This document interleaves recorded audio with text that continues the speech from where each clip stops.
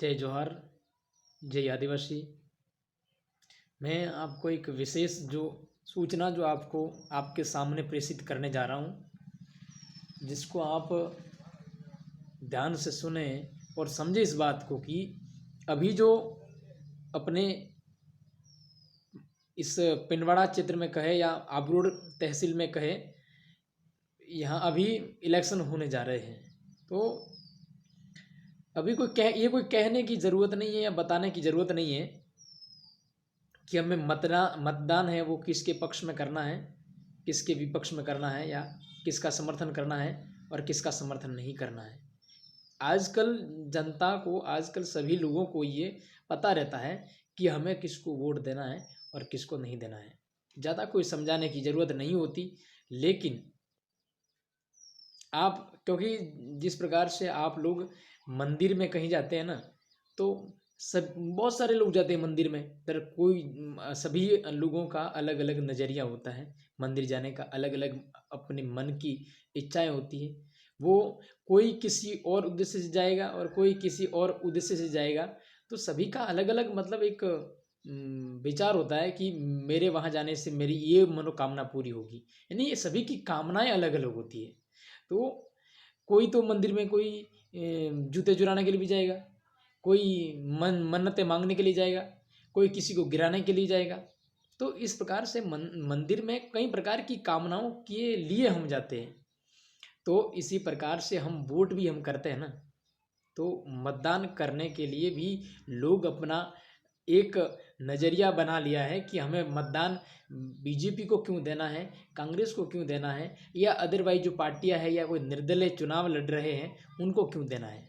अपना अपना एक निजी स्वार्थ भी जुड़ा होता है और अपना अपना सार्वजनिक स्वार्थ भी जुड़ा होता है। इसलिए सभी वोट देने का अपना अपना जो मतलब है वो उनका पहले से सेटअप किया हुआ होता है। लेकिन इस बात को आपको ध्यान में रखना होगा कि आप मतदान करने नहीं जा रहे। इस बात को आप बिल्कुल ध्यान रखिए कि आप कोई मतदान करने नहीं जा रहे, आप एक राष्ट्र का निर्माण करने जा रहे हैं।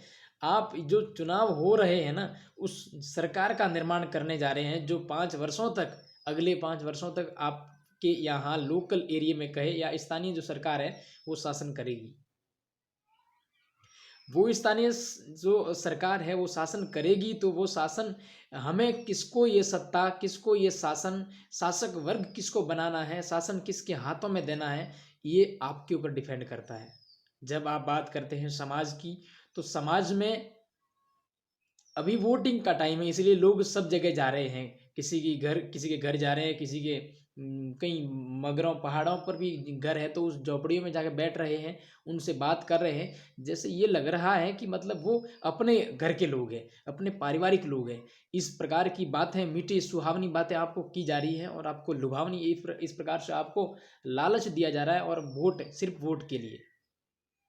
और जीतने के बाद में आप उनके घर जाओगे तो वो सोते हुए नजर आएंगे या कहीं और मतलब बिजी रहेंगे, आपकी ओर ध्यान नहीं दिया जाएगा।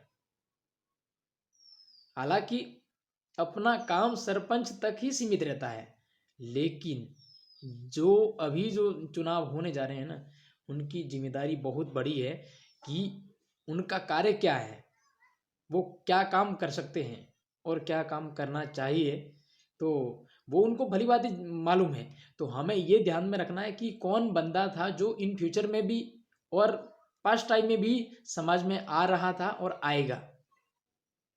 इससे समाज को कितना फायदा होगा और समाज को कितना वो गाइड कर सकता है, समाज को कितना वो आगे दिशा दे सकता है, इस बात को आप ध्यान में रखिए।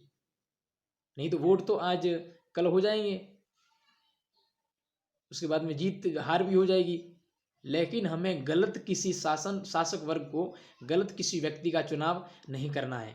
चुनाव करिए तो आप अपने वोट की असलियत दिखाइए कि वोट सिर्फ ये कागज का टुकड़ा नहीं है कि रास्ते में पड़ा हुआ कि हम किसी को भी उठा के दे दें। जिस प्रकार से आप अपनी बेटी का ब्याह जो पूरा आप छानबीन कर लेते हैं कि मतलब होने वाला जमाई है वो काम क्या करता है, दारू तो नहीं पीता ना, सिगरेट तो नहीं पीता ना, बीड़ी तो नहीं पीता ना। इन प्रकार की ना जाने किन किन प्रकार से आप लोग सवाल आपके मन में आते हैं और सवाल आप उन सवालों का समाधान ढूंढने का प्रयास करते हैं।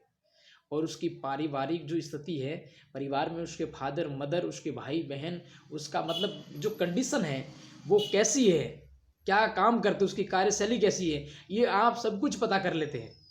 तो उसी प्रकार से ये जो वोटिंग सिस्टम है, ये जो वोट है, ये कागज है, ये कागज नहीं है, ये भी तुम्हारी बेटी है।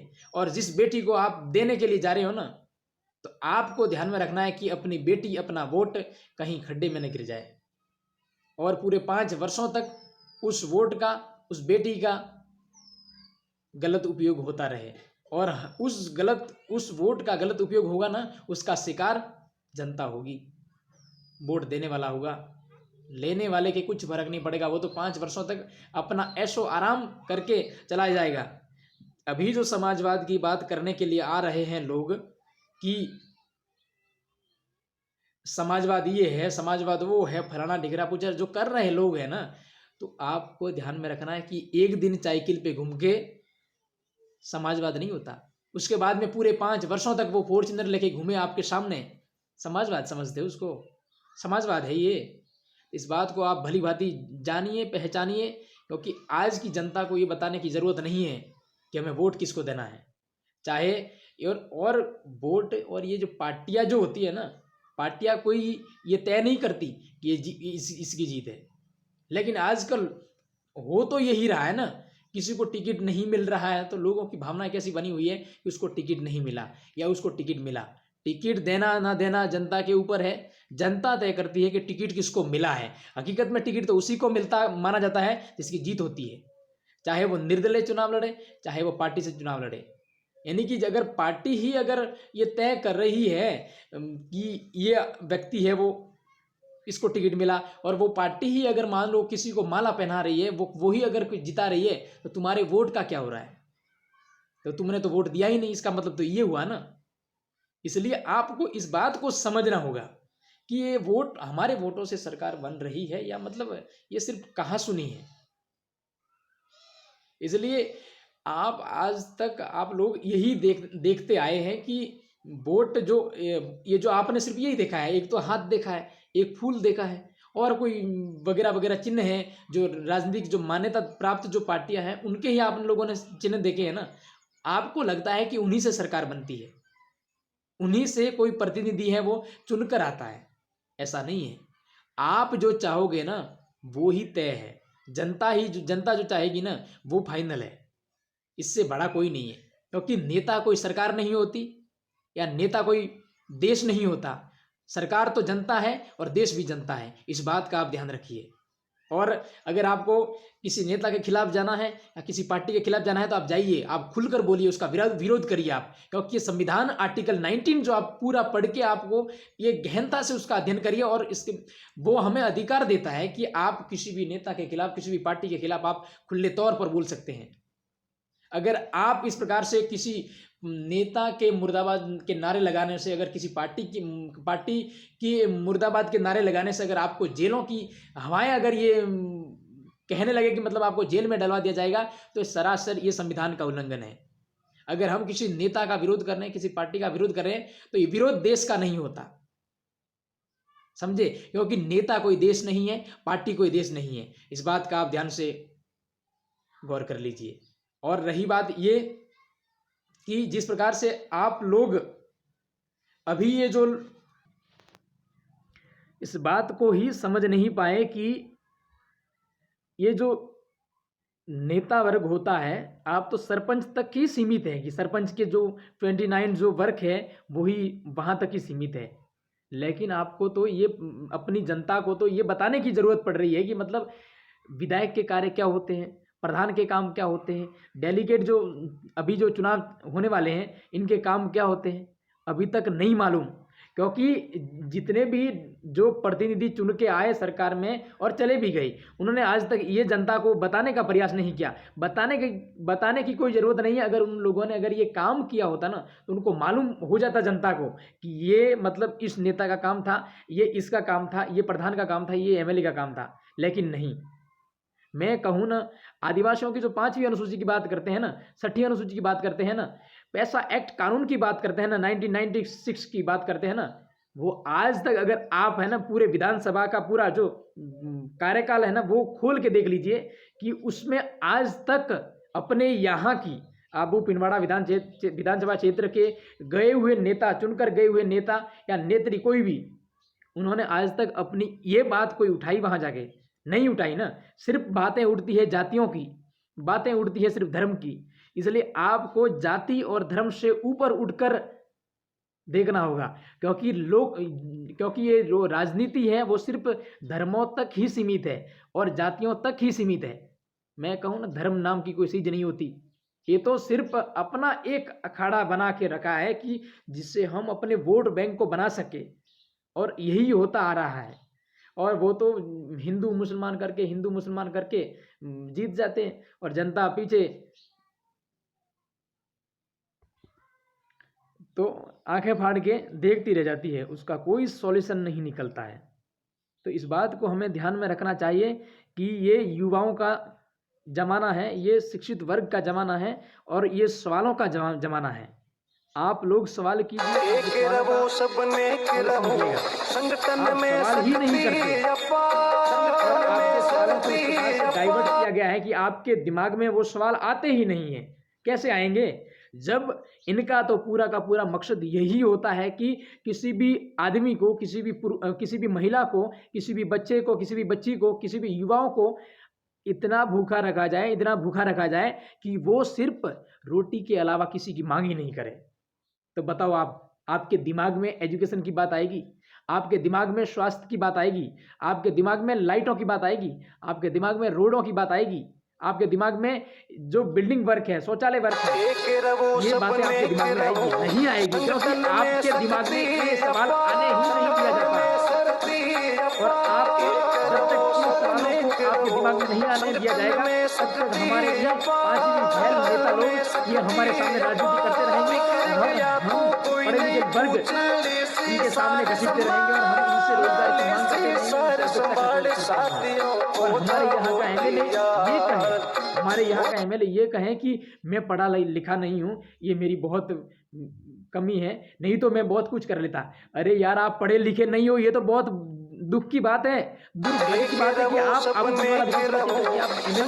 मैं आपको तो तौर पर ये कहना चाहता हूँ कि अगर आप पढ़े लिखे नहीं, आपको जानकारी नहीं है, तो आपको कुछ बनाने का अधिकार नहीं है, क्योंकि आप लोगों को खड्डे में गिराने का काम कर रहे हैं।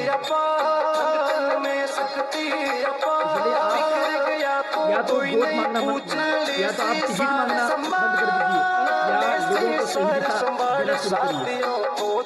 अब आप बात रही है कि अगर हम किसी नेता के खिलाफ जाएंगे तो वो नेता हमारे खिलाफ उठेगा, इसको जेल में डलवा दो, इसको वहां डलवा दो, इसको ऐसे करो वैसे करो। लेकिन कानून सर्वोपरि है, नेता सर्वोपरि नहीं है, समझे आप?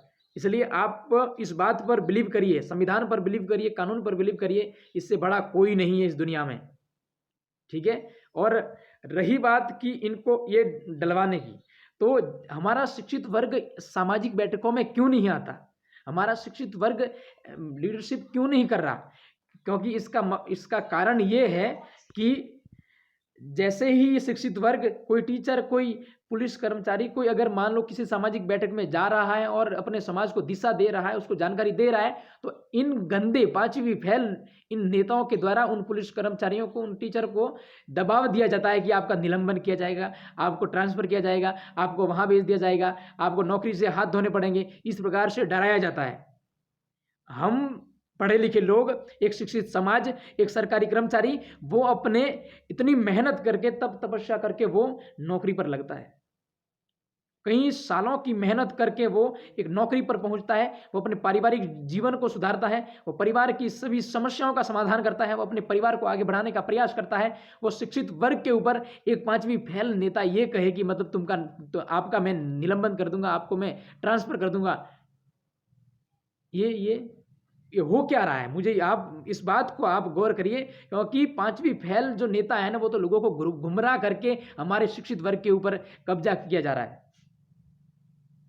अब आपको समझना होगा कि शिक्षित वर्ग को कि मतलब ये कब्जा नहीं हो, उस वजह से आप इस बात को समझिए, संविधान को समझिए, पूरे ये राष्ट्र को समझिए, जाति धर्म से ऊपर उठकर आप सोचिए। जिस प्रकार से आप संविधान को समझेंगे, राष्ट्र धर्म को समझेंगे, तब आप कानून की बातें करने लग जाओगे, जब आप ऑथेंटिक बातें करने लग जाओगे, जब आप तर्क वितर्क करने लग जाओगे, जब आप तथ्यगत बात करने लग जाओगे, तब आपका विरोध नहीं होगा। इसलिए आप ये ध्यान में रखिए, संविधान सर्वोपरि है, एजुकेशन सर्वोपरि है। आज तक ये जो संवैधानिक नियमों के अनुसार ये जो नेता लोग जो बनते हैं ना, आज तक एजुकेशन के नाम पर वोट नहीं मांगते। क्यों नहीं मांगते? क्योंकि इनको पता है अगर इनको एजुकेशन की बात अगर समझाई जाए, अगर एजुकेशन इनको ध्यान में लाया जाए तो ये एजुकेशन के जरिए, शिक्षा के जरिए सवाल करने लग जाएंगे। और इनको सवाल अच्छे नहीं लगते नेताओं को, इसलिए इनको पता है कि एजुकेशन इनको देने की जरूरत नहीं है। तो इसलिए हमें यह समझना है, अगर सवाल करना है, अगर लड़ाई लड़नी है, अगर मूल निवासी की परिभाषा को समझना है, तो सबसे पहले यह समझना होगा कि आप एजुकेशन के बड़े हथियार को हाथ में उठाइए। तलवार को उठाने की जरूरत नहीं है, कुल्हाड़ियों को उठाने की जरूरत नहीं है, लाठियों को उठाने की जरूरत नहीं है। सबसे बड़ा हथियार, 1000 तलवारों के बराबर हथियार जो कलम है और एजुकेशन है, इसको आप समझिए। मैं अपनी वाणी को यहां तक ही, और मैं अपनी वाणी को विराम देता हूं। और ये बात आप जन जन तक पहुंचाइए। कोई डर नहीं, कोई आपत्ति नहीं, कोई प्रॉब्लम नहीं। अगर कोई प्रॉब्लम हो, कोई सवाल हो, कोई और आपके मन में, मस्तिष्क में कोई कंफ्यूजन हो, तो मुझे सवाल करिए। पर्टिकुलर मैं आपका उस सवाल का मैं जवाब दूंगा। अगर नहीं दे पाया तो उसके बारे में मैं रिसर्च करूंगा कि ये कहाँ तक कैसे सही है और कैसे सही नहीं है। जो सही होगा उसको मैं भी और समाज भी सही मानेगा। अगर उसको वो गलत होगा तो मैं भी गलत मानूंगा और समाज भी गलत मानेगा। जय हिंद, जय जोहार, जय आदिवासी, जय भारत।